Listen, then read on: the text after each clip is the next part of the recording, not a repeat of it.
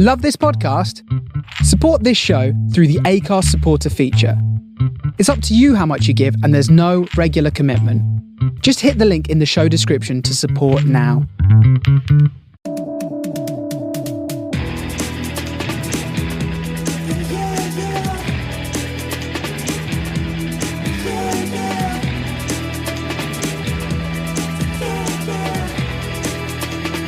Welcome to the Apollo Audio Podcast. Hello. Hello, Billy. Hello, Martin. See, we've done it now. We've Yes, got it. We've cracked that's it. good. You're in. We don't need to say any more. How have you been? Oh, good. We were just chatting football, weren't we? And our woes of... Yeah, I don't know who's got the worst woes. Well, I think definitely, I got definitely you. Got the worst woes. Yeah, definitely. 100%. Yes, it's been... Yeah, you stay, especially with everything being so late. Yeah. Like, stay up till... Because even, like, we were talking about a little bit about it, how terrible Scotland were, but even in that second half, this is the horrible thing about it, you've still got a little bit of hope. 'Cause Yeah. you're like, if we nick a goal, it makes Yeah. such a big difference under the way this tournament's organised. Yeah. So we've got a -3 goal difference. That's bad. You get to a -2 goal difference, it's not nearly as bad. Yeah. And a -1 goal difference, you're like, oh, actually, we've probably got a chance here. Yeah.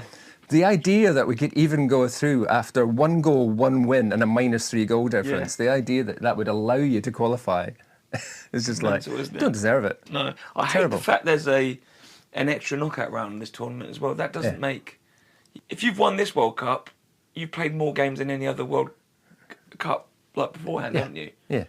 Then I'm sure you're the best ever World Cup team. I mean, I suppose that was true last time, but they'd had 32 teams in the last World Cup.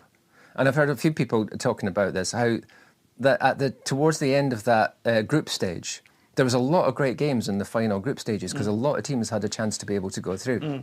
But like more than that, I was watching that game last night and I was thinking, why can my team not play like that? Yeah. Like, or even Haiti, who Yeah. were the team that we beat. They played Morocco, and you look at that game, it's 3-2, it's ding-dong all the way. And Haiti got nothing to play for. Yeah. And it's like, why can't my team play like that? Why can't I watch a game and just go, oh, well, you know, we got a couple of goals, we were unlucky, Morocco are a good side, we didn't get through. No, we'll not do that. We'll just go, we'll just be shit. We'll gift Vinicius Junior 2 goals. We'll just be crap. Yeah. Oh, it's the Scottish way, isn't it? Yeah. Is there any Scottish football songs? Do they sing Is Coming Home? No. No. No, you've got to be realistic. Yeah. We're going home. We're going. That's more like it. Anyway, still a month to go. Yes. What else has been going on this week? What else has been going on? For me, some really big news in the world of music. My favourite band, Deftones, got their album leaked from 20 years ago. So basically, there's an album called Eros. Yeah. They were recording... I think it's after Saturday Night Risk, so it must have been around 2008. Yeah. Their bass player got in a car accident and was in like a coma for years and then died. So they shelved the album, and while he was still in a coma, they made another one. Yeah. But basically, recently, the reason this came about is because they sold all their masters. Okay. Yeah. To like Warner Brothers, something like that. And Yeah. that album that no one heard before. There's been a couple leaked tracks before. Yeah. That I think when he died, Chino released a track called Smile. Yeah. Like unofficially just put it on YouTube. And that sort of song's out there. They're my favourite band. Yeah. But it's that dilemma of, oh, do I listen to it? It's like, yes, I do. They're my favourite band. I need to hear it. Yeah, It was a bit... But I think it got released in American time. By the time I woke up in the UK, it was 12 hours later or whatever. Yeah. It's all been taken down. Okay. I'm part of these Deftones groups on Facebook, and someone said they've got it, and inbox me if you want it. And I messaged him, and he sent me the file. I was like, do I open this? This could be This could be anything. anything. This is what my mum warned me about, a random man off the internet sending you. I was like, do I do it? And I thought, I'll open it on my iPad, because if my iPad breaks, it's not the end of the world. And it was the tracks. Yeah. But if you see some weird stuff on Facebook and all my accounts have like been hacked, it's probably because I clicked on a dodgy link. Yeah. And it's everything I wanted it to be. It's not finished. It's like there's still like the production's not there. Yeah. They sound like pre-production, most of it. Yeah. And it's probably shitty like sort of quality from the download anyway. Yeah. But it's the Deftones I remember, and it's I've only listened to it once, but it's beautiful. And I was like listening to this yesterday. I was like, oh, it's so good, Yeah. and it really, really brought a smile to my face. And music was just better 20 years ago. I don't know, like just the production, the choice of melodies, Chino's voice. I'd love to talk about that album more in full. Maybe we'll do it one week. Maybe we'll get cancelled for doing it because it's not really released anyway. Maybe. Yeah, unauthorized. Well, I don't know. We're not playing it. Yeah. So it's completely unauthorized then. It's not. I think they'll have to do something about it now because basically, if you wanted to find it, you can find it. I've like spoke to kids here. They've heard it. Like if you're a Deftones fan, you're going to find it. So. And again, people once something like that is kind of it's a little bit like backhand round the back of the bike sheds, kind of thing. That makes it a little bit more attractive somehow. Exactly. Yeah. And I'm using I've downloaded it to my iTunes, which I haven't listened to not like Apple Music, like my own iTunes. I can listen to. I haven't done that in years either. So it feels a bit old school doing it, like using LimeWire back in the day. Not that they ever did that, please. No, Interpol who would ever do that? Yeah. But it's really, really, felt very old school, sounded very old school, and it's just I love the mystique of it, and it's really cool. Yeah. I remember there was a lot of. I'm trying to think of versions of that. There was Prince had an album, the Black Album, I think it was called, that he'd apparently made and then didn't release. So that had that mystique around it. Can't remember when that would have been. It must have been late 80s, I guess, early 90s maybe. How does it get leaked in the 80s? Well, it was never. It probably wasn't really leaked, and certainly not in the same way. They just knew that what people knew was that he'd made this album and then hadn't gone ahead with it. Yeah. But I mean, these things could still get leaked, but you don't. Not the sort of broad, immediate kind of everyone can access this on the internet.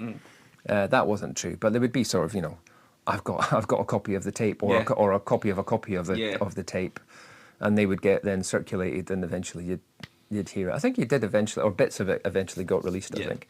But that sort of thing definitely goes on. There's still I believe there's still a Beatles track that is kind of in legend that that exists but has never been released. It's been recorded but never released. Wow. Are they saving it for something? By now you'd think, what's left? Maybe that is the last thing that's left. But there's apparently and I mean it's not even a kind of, I'm saying it's like mythology. It apparently does definitely exist. Yeah. But in what form it exists and how finished it was and all that kind of stuff. But that's the sort of the holy grail of Beatles at the moment, because like you said, everything else is pretty much out there. So that's what brought me back to when I was young, really getting into music, and Nickelback was my favourite band. Yeah. And before the next album came out, I remember on YouTube there was leaked new single. Yeah. And it obviously wasn't Nickelback, but I really wanted it to be, so I could hear their new single. It was some random bloke that sounded nothing like Nickelback, and but I remember listening to it so I've got to get into this. And clickbait. And it was the same with the Deftones one. I listened to a lot of SoundCloud playlists with it clearly wasn't Eros, but I was it could be. It was some live recordings. I was I'm trying to get into this, and when I found it, it's I really wanted to. It gave me that thing of I don't know. Like I said, it felt old school. So trying to find it before it's actually out. Now it's just out, and there's no sort of hype about it anymore. Yeah. At least I suppose that everyone knew that existed. So the fact that it's out is not it's not a nobody knew this happened story. Which you would, especially these days, you would doubt the validity of that if it came. They recorded an album whilst. That all happened and it never came out and blah. But here it is. You go. In fact, it's AI. Come on. Yeah. But at least you know that it actually did exist. It is a real thing, and the fact that it's out now is kind of eventually it was probably going to come out at some point. It would. Yeah. My hope is that they do release, because like I said, if you wanted to find it, you'd find it. And my hope is that they release it properly and maybe finish off the album, because I said, it's unfinished. Well, potentially now it's in their interest to do it. If it's out everywhere, it's in their interest to put it out officially, because at the moment they're probably making no money from it. And they're massive at the moment. Like I said, they've been headlining places they've never headlined before. They're coming off of an album, so it could be the perfect one to do next, but it's really cool. Interesting. I discovered earlier on this week, this is more applicable to the States, America, than it is here, I think. America only really had official recordings of actual sales data since 1990. What? How's that possible? When I can't remember, was it called SoundScan, I think? Yeah. Which is when they actually started using things like barcodes to record actual sales. Yeah. Before that, they would basically just ring up the shop and say, what have you been selling this week? And whoever answered the phone would go, I think Michael Jackson? Really? And that was how they collated what was popular.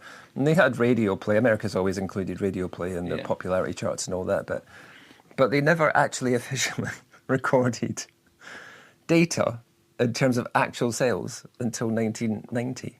And one of the first beneficiaries of that was Garth Brooks and country music in general. Yeah. Because up until that point, like, no one was admitting that they liked country music, and then the people that actually see what was being sold. Yeah. And Garth Brooks suddenly kind of went, like, shooting up the charts, not because he hadn't been selling before, but because no one had been recording the fact they'd been selling before. Yeah.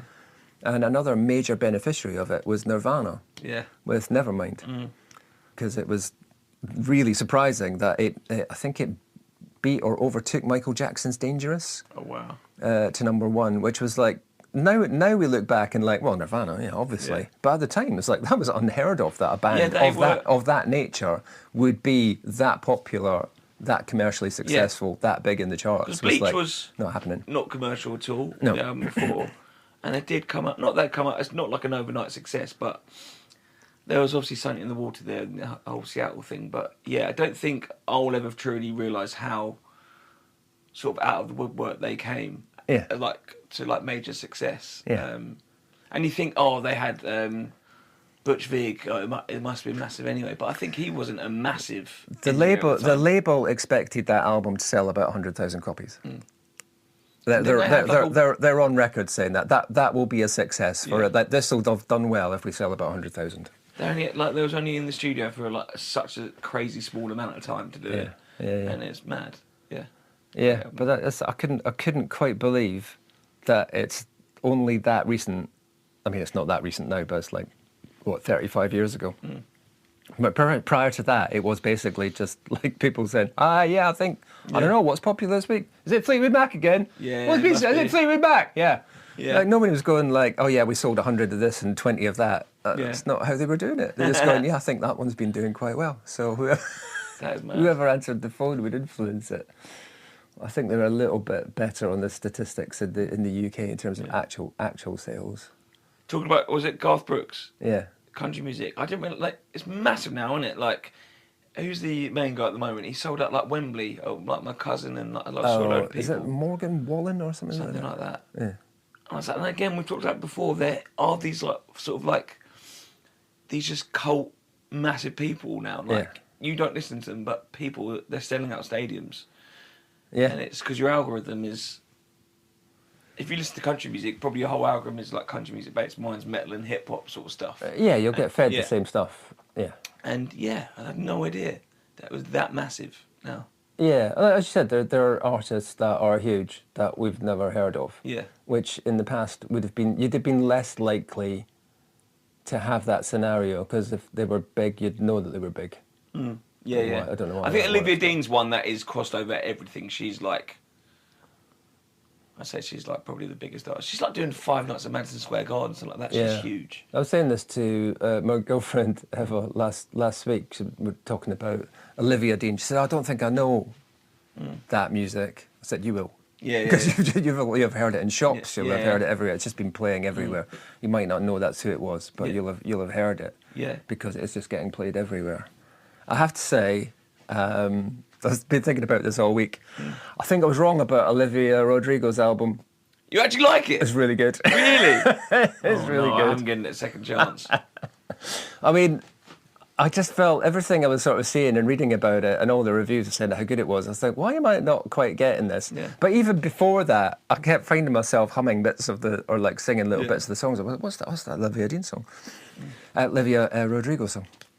And I've given it a little bit more of a chance. And I mean, I think the thing that caught me out is it's not a pop album like her previous two had these sort of big hits on them. big songs, big chart hits. And she's going to have big chart hits with these songs as well. But they are very different. It's definitely not. She's not gone for a big pop hook, big pop hook. And yet she also has. But it's quite interesting. And I think, I'm not saying it's the best thing I've ever heard. Yeah. But as I've sort of reviewed it and re-listened to it again, it's like, actually, this is actually really good. Really? I saw Toy Story 4 or 5 the other day, whatever it was. And all the slower sort of tracks, I think that could be an Olivia Rodrigo song. So sort of slower ones. Yeah. I don't know, it's got that sort of Disney sort of pop sort of sadness to it. Yeah. And I was thinking, she could write, I can imagine something like she just had one. Do you know that Somebody Love Me? I can imagine her singing that sort of thing. Yeah. So that I did think. Randy Newman who wrote all those songs, wasn't it? Yeah. That's one of my favourite songs. That one. Yeah. Beautiful song. But the big song from Toy Story 5 is Taylor Swift, isn't it? Oh, is it? Yeah. What? She's written the. I think I don't know. Haven't seen the movie. Oh, I've seen the TS thing. Yeah. It might probably be in the credits or whatever. Yeah. I thought it was in the movie, but anyway, it's. I've just seen it around. That was kind of big story that she's involved, and I think it's to do with Jessie. Yes. Oh, yes, it is. Yeah. I know what we're doing now because me and Mum literally had that conversation when we watched it. Yeah. Sounds like Taylor Swift. It was. Yeah. It was Taylor Swift. She was right. That's why. The other thing that's like stuff that you think surely they knew that beforehand. Yeah. The idea that all the dinosaurs were wiped out by an asteroid hitting the Earth? Yeah. Have you heard that scientific fact? That was the reason why the dinosaurs ended up becoming extinct. It's a big asteroid. Yeah. You know when that was first put as a proposition in terms of scientific theory? I thought it was just a fact. And then has since become evidenced as, that probably is true. But the first time that anyone actually said, this is what we think was happened. Go on. 1980. No way. I know. That's like, what? Surely that's been around for centuries. Yeah. No? But I don't think we haven't known about the dinosaurs for as long as we think anyway. I think it's probably early 1900s. I don't know. That's a complete guess. But that feels like mad. Yeah. That was 13 years after that. Jurassic Park. Yeah. Yeah. Can it be that? Can it be that near? There's great films out at the moment. I saw that Obsession, that new horror film, that was really good. Yeah, that's done amazingly. That's like tiny budget, massive money. That India Navarrete, I think her name is, she has the exact same music taste as me, as much like Nickelback, Deftones, everything like that. I was like, yes. This'll do. There's that Backrooms that's supposed to be really good. Yeah. Toy Story. And there's another one coming out, Christopher Nolan one coming out soon as well. Oh, The Odyssey. Yeah. It's supposed to be good. So, as of next week, this will be a movie podcast. Yeah, and dinosaur podcast. Dinosaur. Movies and dinosaurs. That could be dinosaur a thing. Movies. That could definitely be a thing. The Land Before Time. The whole series. Rewatch podcast. Those are big, actually. Rewatch podcasts. Yeah. Shall we do the album that we wanted to discuss this week? Let's do that then. I think we agreed on the same one. Yeah, I hope so. What have you been listening to this week, Billy? Bag of Bones. Hey! Good. Is the album called Boner? What is it? No. The album's called Liftoff. Oh, yeah. And the reason, and it's interesting you said that, the reason there's, on the cover art, there's a guy sitting with a flag that says Boner on it. Yeah. That's apparent, according to Elliot, that's what their fans call themselves. Boners. Because they're bag of bones.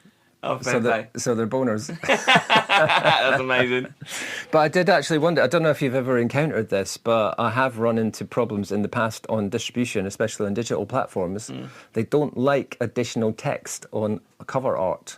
Oh, really? If there's kind of a rule around the cover art should include the name of the band and the name of the release, but nothing else. Oh, really? And I've run into problems with that before when they've said, you have to change this artwork because it's got other text. Because it's other text on it. So I wondered whether it would into a bit of problems, but it went through. Good. And it was fine. Because I was involved in this one. That's kind of where we're going with this. Bag of Bones. We had Elliot on the podcast a few weeks ago to discuss this, but we haven't discussed it ourselves. Yeah.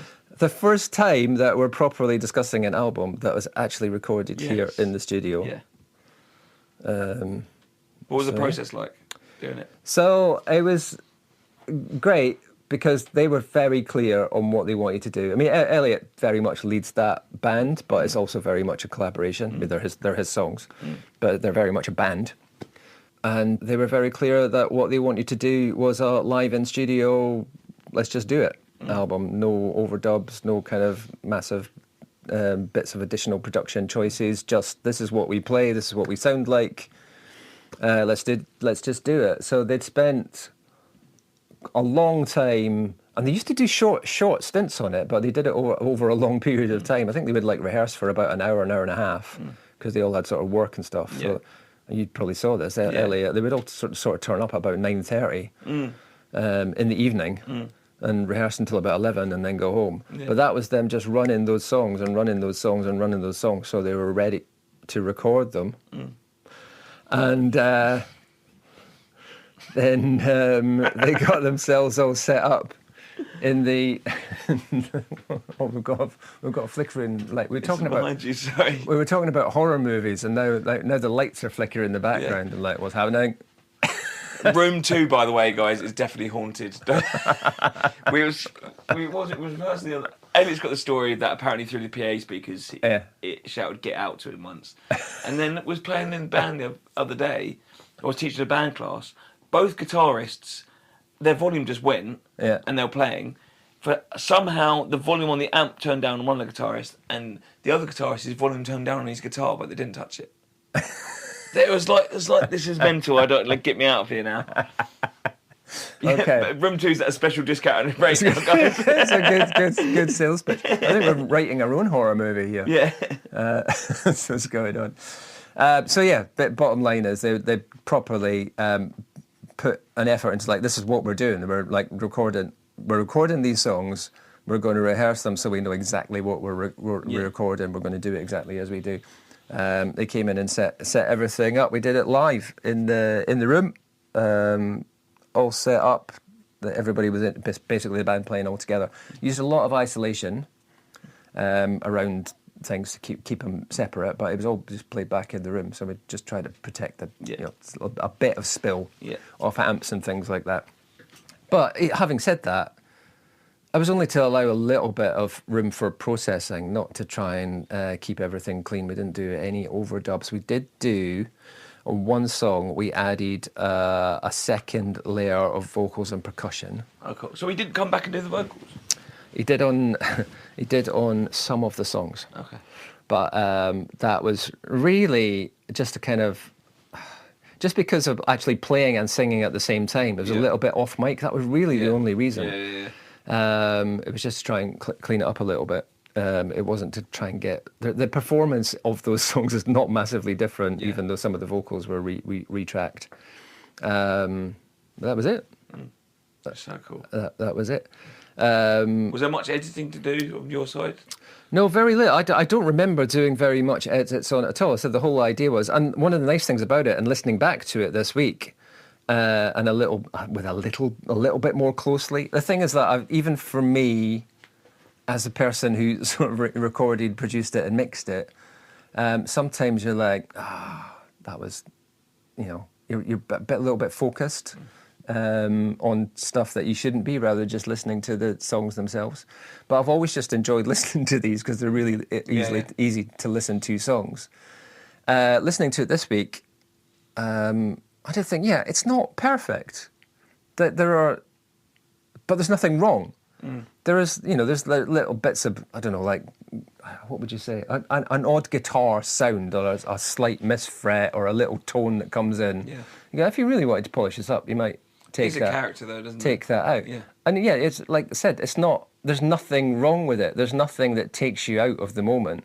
If you were to analyse it and go, is that right? Is that perfect? That's what I'm really trying to say. Then you'd probably say, no. Could you have played that better? Yes, possibly. Is it cool, though? Yes, it really is. Yeah. It's like, it's just got the vibe. It's got everything sounds right about it. I was trying to say that to someone the other day, a student of like mine, it's like, they kept stopping when they were making mistakes. It's like, mistakes are so important, because that's like half the songs I've written have come out of me playing the wrong note. And then that note sounds better than the one I was supposed to play. Yeah. And something, a mistake like that in the studio, I was like, oh, it's cool, let's do that again. Yeah. That's what you need to do. Like, just carry on playing and stuff like that happens, and it's really cool. That's what we used to say. That I know John that I used to work with in the studio would say, like, people would say to him, does it sound right? He said, no, but it sounded cool. Yeah. That's better. Yeah. It sounds great. And I really appreciated that attitude too, as well, from them afterwards as well. It's like, and nothing like this is like that'll do. They're tight as hell. Yeah. And they played everything really well. I don't remember doing very many edits at all. If anything, I might have, I don't know, maybe nudged a snare hit or maybe dropped a kick. I don't know. I just don't remember doing anything of that. And nothing that really needed a lot. Mixed it to posh it up a little bit. And when we say it's like a live album, it's not the same as here's us playing in front of an audience live. It's not that kind of live, if you know what I mean. There are multiple takes of these songs. We picked the best take of each one, so it's not like they just ran through the set and that's what we recorded. It's like they played the song and then they played it again and then they played it again and we went, yeah, take 3 is the one we like, or take 5 is better. Did Josh have a click in his ear, or was it just completely... Could you nick stuff from other takes? It didn't have a click as far as I remember. I'm saying, like, if you could choose like a better bass line from one of them, and again, that sort of, I think probably because they were, again, tight, so we probably could do that. And I'm just wondering, I don't remember doing it, but I would have had the option, and this would have been intentional if I think we did do this on one song, actually, that you have that option to go, let's take the first half of take 3 and the second half of take 7. Oh, cool. Because the beginning was better and the end was better, but we'll just mash them together. But because they're kind of the same, and this is old school recording practice, this is, again, the touchstone for everything. Go back to the Beatles. A lot of the released tracks of theirs, that's exactly how they did them. So it's a bit of take 3, a bit of take 17, a bit of take 5, cut together. And obviously they had to do it with tape, which was a little bit harder. And you wouldn't, they're not cut into 17 sections, so it would be like maybe 3 bits. And I think we might have done that on one of the songs, where just maybe the ending was better or something like that, so you just like stick the end on. Yeah. What did you have to do with the vinyl one? You had to extend or... so vinyl has its interesting physical properties, which means you're stuck to 23 minutes a side, I think it is.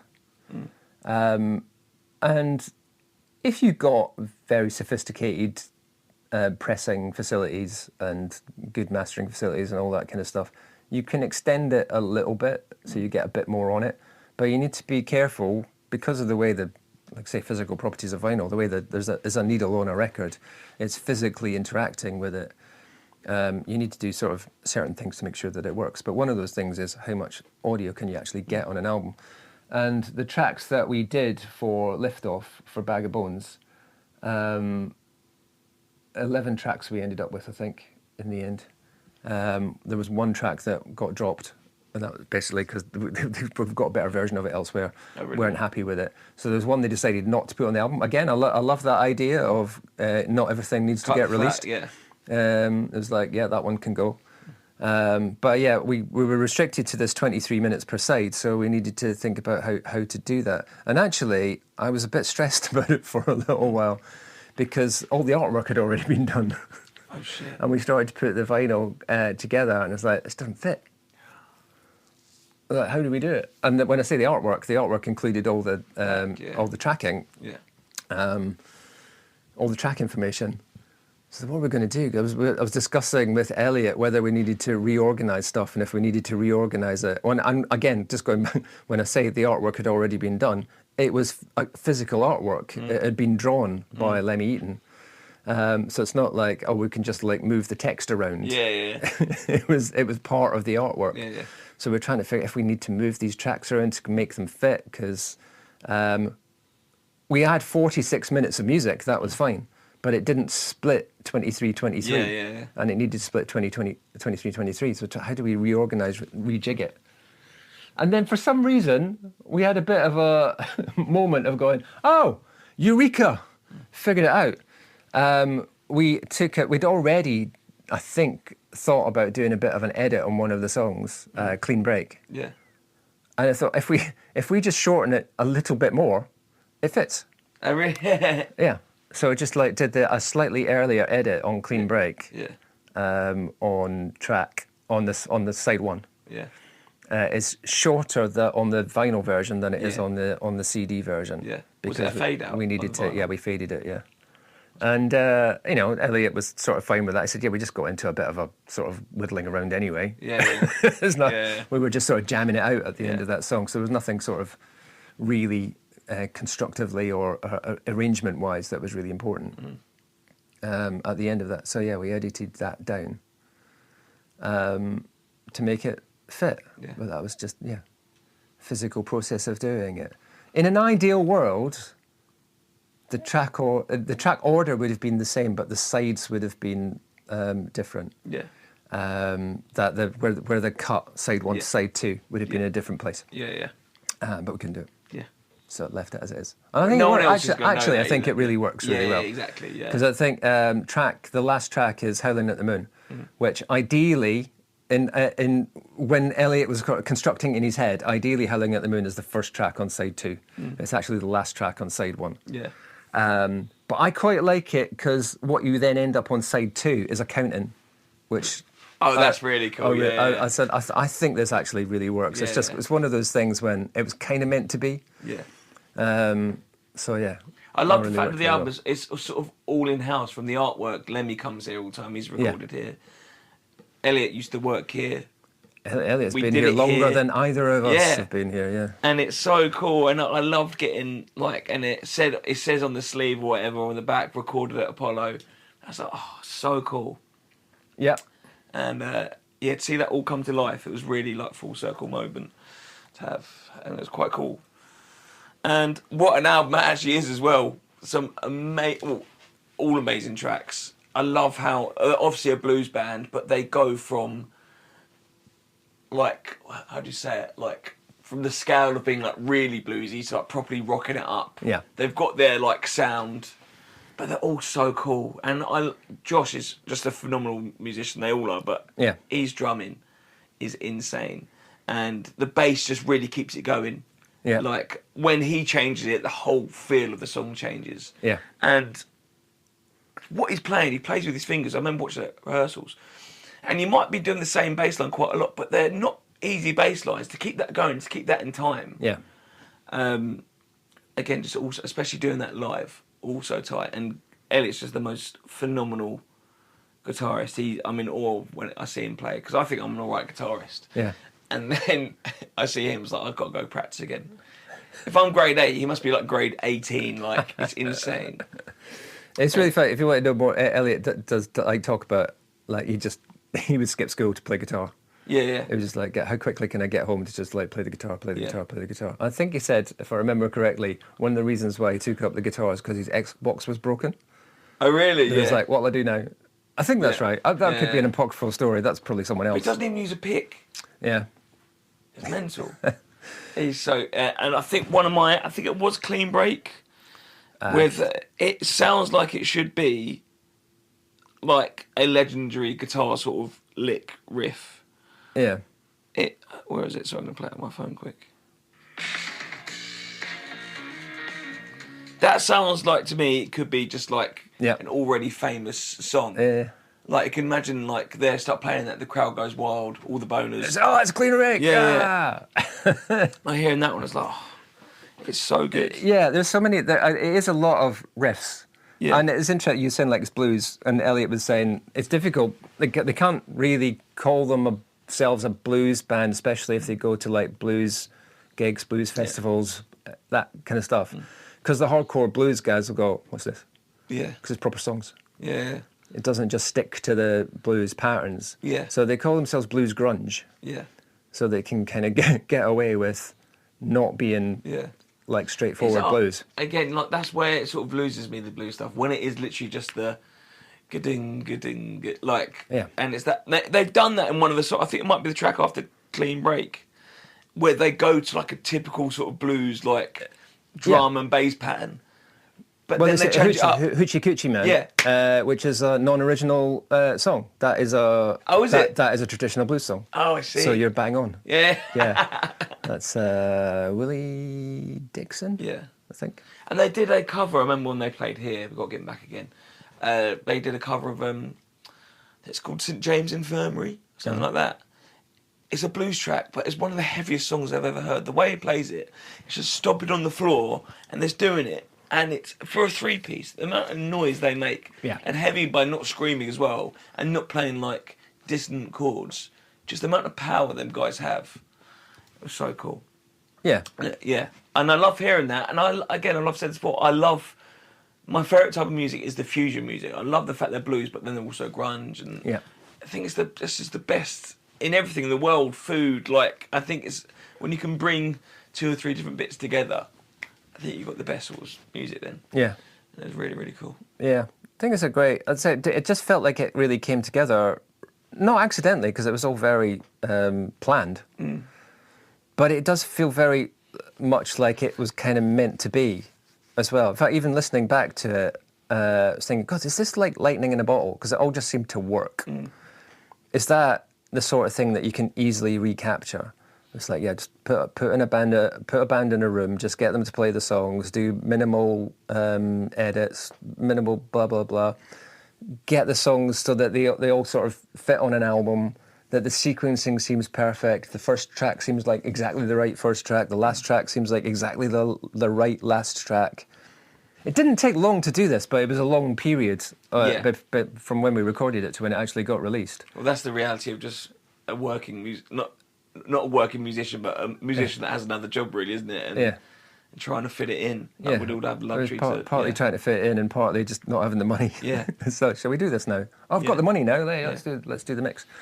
I don't think people realise how much money you have to spend. Like, again, I'll use Body as examples. Like, recording's one thing, but then the marketing, put it on vinyl, put it on streaming services, paying for the artwork. It's, for a DIY band when you first start out, it's a lot of money. It is, You have to put aside. And very, I said challenging, because I know even if you asked Elliot right now, he'd say, we haven't been able to do proper marketing on this album yet, because he's been, where's he been recently? Is it Spain? Yeah. He's just working, and he's working a lot at the moment on things that he can't talk about. Yeah. But he's going to put it all back into music when he's got it. 100%. And he's working, what he's doing is working in music at the moment as well. But I said, in I don't know, an ideal world, but he hasn't really had the time to sort of go, I'll do lots of promotion on this, put some time into it, because too busy. So you kind of put it out and hope, which isn't the best way, as we've discussed before. Just like, are people going to find this? Probably not, just by themselves. But that was the nice thing about the way that streaming and all that kind of stuff works, is it does exist forever, and it can get found, can get discovered in the future at some point. People say, have you heard this? Have you heard this? Have you heard this? But you do rely on that network effect. And I hope it does. It's really good. It obviously is genre specific to a degree. It is a 3-piece band playing blues grunge. Yeah. What's like the biggest blues sort of band? I know you've got your Eric Clapton and stuff like that. Has there ever been a band like that that's made it like cut through the mould? I'd love to see something like that. What, a blues band? Yeah. I was going to say there's a lot of very successful 3-piece. Yeah. Sort of maybe I'm not in that world. Rock, punk, blues, grunge, whatever. I mean, we've mentioned one of them already on this podcast. Yeah. Nirvana, obviously, being a 3-piece. Yeah. But with the blues element, you wouldn't call them I'll blues. tell you what, me and Elliot really like. We're going to go see him in November. A band called Blackstone Cherry. And they're, again, probably a little bit country, but more bluesy, but like heavy. Now, again, I love that sort of fusion. Yeah. But it's probably more of like a noughties sort of thing. Even Nickelback have that kind of edge sometimes. But I think the reason I say that is that they're all brilliant musicians. They're good enough to be at that level. Yeah. And it makes me think, listening to that, it's like, there's so much talent in this small area of Hertford alone. Yeah. The amount of bands we see come through, the most talented musicians, and there's 8 billion people in the world. And it's like, it makes you think, these people aren't like your favourite artists in the world. They're not special people. They're just normal people that are good at music. Like people down here are just normal people. Yeah. And they just happen to be amazing musicians. They're not made in the studio. They're like real people. That's right. No, that is right. Just like playing actual instruments. Yeah. There's a place for other stuff, but yeah, being able to do it. And I think, as I've said before, and especially in this world just now with AI, I think there's a premium on, how do I know it's real? Go and see them. Yeah. Then you'll know it's real. Yeah. Was this AI? No, because they're playing it now. Look, there they are, actually playing it. It must definitely be real. Because then I was thinking about this with your lot as well. Body and Bag of Bones would fall into this category as well. That what a challenge it is, because your friends are going to support you, but they can't make a difference to you, if you know what I mean. And you will have friends and family and all that. To them, it's Billy's band. It's not Body, who are like an awesome, like brand new band that have just come on the scene and are really making some waves. To like your sort of local community, like, it's Billy's band, rather than that fucking amazing band that everyone should get into. Yeah, yeah. And you'd kind of like to think that people would think that way, but it's going to be the other people who are going to think that, right? It's not going to be your friends and family who will do that. I think sometimes we pay too much attention to the people that we know. Yeah. And what they think, when Because actually it's more likely to be Yeah. the people that you don't know. It's their opinion that's really, and it's not because they don't like it. It's just like they already know who you are, and you're just that guy that I've known since you were 12, sort of thing. And it's only later on when you become successful that they go, oh yeah, I knew him when he was. Yeah. Can I get a ticket for the show, please? But yeah, definitely go check it out. I haven't listed it on vinyl yet, so I need to. Have you done it? Yeah. Does it vinyl? No. 100%. Yeah. It was made for it. Yeah. Apart from the fact that we had to edit one of the tracks, Yeah. which means it wasn't made for it. Yeah. But no, it's exactly the right kind of music to sit on vinyl, and the fact that you get that full size artwork as well, rather than a little thumbnail or even CD. Although I'll have to say the CD has some additional artwork in it as well. They sit down the CD as well? On the inner sleeve. Yeah. That's so cool. Yeah, you can get it on vinyl, CD, downloads, Tape. streaming, all the places that you would go. Bag of Bones, Liftoff, it's called. It's more an Apollo audio production than probably anything else. Yeah. I think, because like you said, Elliot has been working here since before it was Apollo Audio. Yeah. They've rehearsed the whole thing here. They did their first gig here. The whole thing was recorded here. I recorded it, produced it, mixed it, mastered it. So it's like you said, it is an in-house project pretty much more than anything else, apart from the fact that Elliot wrote it at his own house. Yeah. Pretty much every other element of it took place here. Yeah, something we're very proud of, and we'd love you to go listen to it. It's really cool. Yeah. And if you want to do something similar, get in touch with us. Yeah. Nice one. Brilliant. Thank you for listening. You can reach out to us on Instagram at Apollo Audio Podcast and write to us apolloaudiopod@gmail.com. And more importantly, find us online, apollo-audio.co.uk, and you'll find out about everything we do, from tuition to rehearsal to production, the whole kit and caboodle. Thank you, Billy. Thank you, Martin. See you next time. Bye-bye.